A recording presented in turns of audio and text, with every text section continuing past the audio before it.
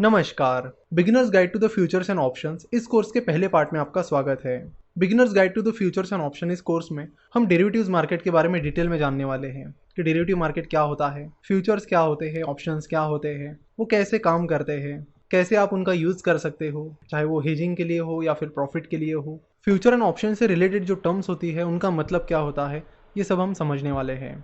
Generally futures and options यानी derivative market बड़ा complex subject माना जाता है। बहुत सारे लोग इसे यूज़ नहीं करते हैं, इसमें इन्वेस्ट नहीं करते हैं, हेज नहीं करते क्योंकि उन्हें फ्यूचर एंड ऑप्शन के बारे में ज़्यादा जानकारी नहीं होती। तो फ्यूचर एंड ऑप्शन को इस कोर्स में हम बड़ी आसान भाषा में समझने वाले हैं। अगर आपके मन में ये भ्रम है कि फ्यूचर एंड ऑप्शन बड़ा कॉम्प्लेक्स सब्जेक्ट है तो वो भ्रम आप निकाल दीजिए, क्योंकि हम आपके लिए इस कोर्स में फ्यूचर एंड ऑप्शन को बहुत ही ज़्यादा सिंप्लीफाई करके बताने वाले हैं ताकि इंडिया में सभी को फ्यूचर एंड ऑप्शन की जानकारी हो। इस मार्केट को डेरिवेटिव मार्केट कहते हैं। देखो, जनरली दो तरह के मार्केट्स होते हैं, एक होता है कैश मार्केट और दूसरा होता है डेरिवेटिव मार्केट जिसमें फ्यूचर एंड ऑप्शन आते हैं। तो future and option derivative market का हिस्सा है। तो अब ये कैश मार्केट क्या होता है? जनरली हम जिसे स्टॉक मार्केट कहते हैं वो कैश मार्केट होता है, यानी आपको जितने रुपए के शेयर्स चाहिए उतने रुपए आप पे करते हो और उसके बदले में आपको शेयर्स मिल जाते हैं। लेकिन डेरिवेटिव मार्केट में ऐसा नहीं होता है, यहाँ पे सिस्टम कम्प्लीटली अलग है। तो कैश मार्केट के बारे में सभी लोग जान लेते हैं क्योंकि वो काफ़ी आसान भी होता है। जैसे कि फॉर एग्जांपल किसी कंपनी का शेयर 100 रुपये का है और आपको उस कंपनी का शेयर खरीदना है तो आप 100 रुपये उस कंपनी में इन्वेस्ट करके उस कंपनी का शेयर खरीद सकते हो, सिंपल। वही जब हम किसी कंपनी का फ्यूचर या ऑप्शन देखते हैं तो वहाँ पे हमें अलग अलग चीज़ें देखने मिलती है, जैसे कि अलग अलग strike prices, open interest, mark to market. ये सारी चीज़ें और नाम देखने के बाद कई बार हमें कुछ समझ में आता नहीं है और इसीलिए हम उस पर ज़्यादा ध्यान भी नहीं देते हैं। तो हम यहाँ पर एक्सपेक्ट करते हैं कि आप सभी को कैश मार्केट आता होगा। अगर नहीं आता है तो आप पहले हमारे बाकी कोर्सेज कर सकते हो ताकि आपको कैश मार्केट का नॉलेज आए और उसके बाद आप डेरिवेटिव मार्केट पर ध्यान दीजिए। चलो तो डेरिवेटिव मार्केट को एक एग्जांपल की मदद से समझते हैं। डेरिवेटिव मार्केट को समझाने के लिए हमने एक बार एक एग्जांपल का उपयोग किया था, हम उसी एग्जांपल को इस बार दोहराएंगे। प्रोनॉय नाम का मेरा एक दोस्त है जो फुटबॉल का बहुत बड़ा फैन है। प्रोनॉय हर साल चैंपियंस लीग की जो फाइनल होती है उसे देखने जाता है और इस बार भी प्रोनॉय को चैंपियंस लीग की फाइनल देखने जाना है। जैसे ही प्रोनॉय चैंपियंस लीग की फाइनल का टिकट खरीदने जाता है तो उसे पता चलता है कि चैंपियंस लीग की फाइनल के टिकट तो ऑलरेडी बेचे गए हैं, अभी तो टिकट्स अवेलेबल ही नहीं है। सारे टिकट सोल्ड आउट हुए हैं, ये पता चलते ही प्रोनॉय नाराज हो जाता है। तभी प्रोनॉय की मुलाकात एक ऐसे व्यक्ति से होती है जो फुटबॉल एसोसिएशन में काम कर रहा होता है। वो व्यक्ति प्रोनॉय को कहता है कि मैं तुम्हें एक रिकमेंडेशन लेटर लिख कर देता हूँ, वो रिकमेंडेशन लेटर दिखाकर तुम्हें टिकट मिल जाएगा। तो वो व्यक्ति प्रोनॉय को रिकमेंडेशन लेटर देता है और कहता है कि ये रिकमेंडेशन लेटर दिखाते ही तुम्हें $5000 में टिकट मिल जाएगा। प्रोनॉय तुरंत उनसे वो रिकमेंडेशन लेटर लेता है, उन्हें थैंक्स कहता है और वहाँ से चला जाता है। अब जैसे जैसे चैंपियंस लीग की फाइनल की डेट नज़दीक आने लगती है उस टिकट के रेट बढ़ने लगते हैं और बढ़ते बढ़ते वो $6000 तक चले जाते हैं। लेकिन प्रोनॉय को तो उस रिकमेंडेशन लेटर की वजह से $5000 में ही टिकट मिलने वाला है। तो बाहर टिकट का रेट 6000 रुपीज़ होने की वजह से प्रोनॉय को ऑलरेडी $1000 का प्रॉफिट हो गया है। मैच के एक दिन पहले तो टिकट के रेट और भी ज़्यादा बढ़ जाते हैं और वो बढ़कर $7000 हो जाते हैं, जिससे प्रोनॉय का प्रॉफिट अब $2000 हो गया है। लेकिन वही मैच को जाते जाते प्रोनॉय का एक्सीडेंट हो जाता है, जिसके चलते उसे हॉस्पिटल ले जाना पड़ता है और इन सब चीज़ों की वजह से वो उस रिकमेंडेशन लेटर को दिखाकर टिकट नहीं खरीद पाता है। तो जैसे मैच खत्म हो जाती है उस रिकमेंडेशन लेटर की वैल्यू 0 हो जाती है। तो यहाँ पर उस व्यक्ति ने प्रोनॉय को जो रिकमेंडेशन लेटर दिया था वो एक्चुअल में कॉन्ट्रैक्ट था और उस कॉन्ट्रैक्ट की एक्चुअल प्राइस टिकट प्राइस पर डिपेंड थी, जिसका मतलब है कि वो कॉन्ट्रैक्ट एक डेरिवेटिव कॉन्ट्रैक्ट था जिसकी प्राइस टिकट प्राइस पर डिपेंड थी, यानी टिकट प्राइस एक अंडरलाइंग एसेट था। तो डेरिवेटिव मार्केट इसी तरह वर्क करता है। ये बस एक इमेजिनरी एग्जाम्पल था ताकि आपको डेरिवेटिव मार्केट समझ में आए। हर डेरिवेटिव कॉन्ट्रैक्ट की एक एक्सपायरी डेट होती है, जैसे कि हमने यहाँ पर देखा कि जिस दिन मैच थी वो उस रिकमेंडेशन लेटर की एक्सपायरी डेट थी, क्योंकि मैच खत्म होने के बाद उस रिकमेंडेशन लेटर की कोई वैल्यू नहीं रहेगी। तो यहाँ पर आप एक इंपॉर्टेंट चीज समझ लीजिए कि डेरिवेटिव क्या होता है और अंडरलाइंग एसेट क्या होता है। यहाँ पर टिकट एक अंडरलाइंग एसेट था और जो रिकमेंडेशन लेटर एक डेरिवेटिव कॉन्ट्रैक्ट था। सिमिलरली जब हम फ्यूचर्स एंड ऑप्शंस की बात करते हैं तो अगर लेट से टीसीएस का कोई फ्यूचर है तो इस फ्यूचर की वैल्यू टीसीएस के शेयर पर डिपेंड रहेगी। तो टीसीएस के शेयर प्राइस एक अंडरलाइंग एसेट है जिसका डेरिवेटिव है टीसीएस के फ्यूचर्स कॉन्ट्रैक्ट। तो आज हमने की तो इस लेक्चर में हम आगे बढ़ेंगे। तो फ्यूचर एंड ऑप्शन को समझने से पहले हमें फॉरवर्ड को समझना पड़ेगा कि फॉरवर्ड कॉन्ट्रैक्ट्स क्या होते हैं और वो किस तरह से काम करते हैं। हम फॉरवर्ड, फ्यूचर्स और ऑप्शंस इन सभी को एग्जांपल्स की मदद से समझने वाले हैं ताकि आप सभी को ये सारी चीज़ें बड़ी आसानी से समझ में आए। तो शुरुआत करते हैं ऐसे ही एग्जाम्पल के साथ। मान लीजिए कि आपको 10 ग्राम गोल्ड खरीदना है और गोल्ड खरीदने से पहले आप थोड़ा गोल्ड का एनालिसिस करने लगते हो कि फिलहाल मार्केट में गोल्ड के रेट्स कैसे चल रहे हैं और क्या ये सही समय है गोल्ड खरीदने का। और ये सारी इंक्वायरी करने के लिए आप एक ज्वेलर के पास चले जाते हो।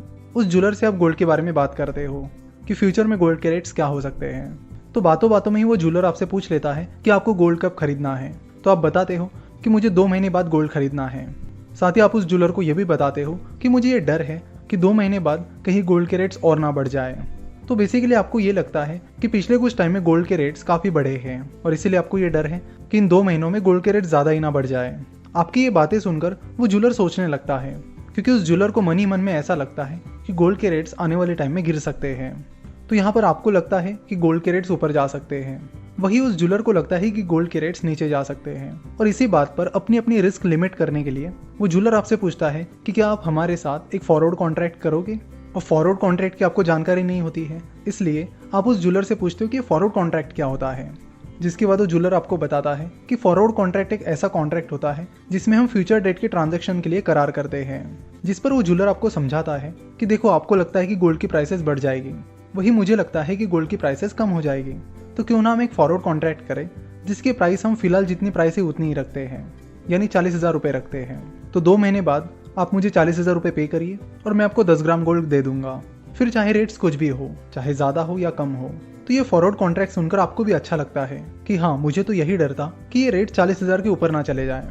अब इस फॉरवर्ड कॉन्ट्रैक्ट की प्राइस ही 40,000 रुपये है, तो ये मेरे लिए काफ़ी अच्छी बात है कि मुझे 2 महीने बाद भी 10 ग्राम गोल्ड 40,000 रुपये में मिल जाएगा। वही वो ज्वेलर ये सोचता है कि ये डील मेरे लिए भी काफ़ी अच्छी है, क्योंकि मुझे लग रहा है कि गोल्ड के रेट्स आने वाले 2 महीने में गिरने वाले हैं। तो गोल्ड रेट्स 2 महीने बाद 38,000 रुपये ही क्यों ना हो जाए, मैं तो ये गोल्ड 40,000 रुपये में ही बेचूंगा। तो इस गोल्ड कॉन्ट्रैक्ट को करके आप दोनों भी खुश हो जाते हो, यानी वो ज्वेलर भी खुश हो जाता है और आप भी खुश हो जाते हो।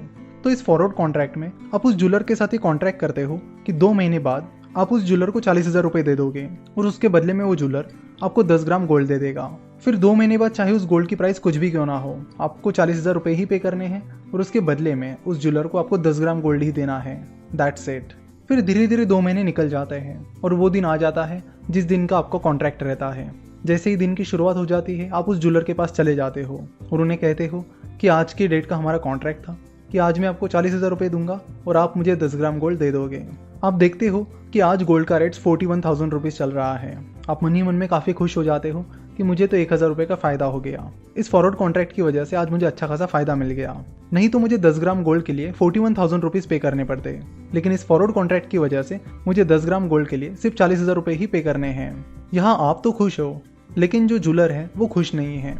उसने देखा कि मुझे तो 1,000 रुपये ज़्यादा पे करने पड़ रहे हैं। 41,000 रुपीज़ का रेट चल रहा है, लेकिन उसके बावजूद भी इस फॉरवर्ड कॉन्ट्रैक्ट की वजह से मुझे 10 ग्राम गोल्ड आज 40,000 रुपये की रेट पर बेचना पड़ रहा है। और ये सोचकर वो मन ही मन में दुखी हो जाता है। अब ऑब्वियस सी बात है कि आपके दिमाग में भी यही सवाल आया होगा कि अगर वो ज्वेलर आपको बोलता है कि नहीं, मैं तुम्हें 40,000 के रेट में ये गोल्ड नहीं दूंगा, तो आप क्या करोगे। इसमें दोनों भी सिनेरियो है। एक में वो ज्वेलर चुपचाप आपको बोलेगा कि हाँ, हमारा कॉन्ट्रैक्ट था, ये लो 10 ग्राम गोल्ड और 40,000 रुपये मुझे दे दो। वो 1,000 रुपये का लॉस अपने ऊपर ले लेगा। लेकिन यहाँ पर एक और सिनेरियो भी हो सकता है कि ज्वेलर आपको मना कर देगा कि नहीं, 40,000 पे मैं 10 ग्राम गोल्ड आपको नहीं दूंगा।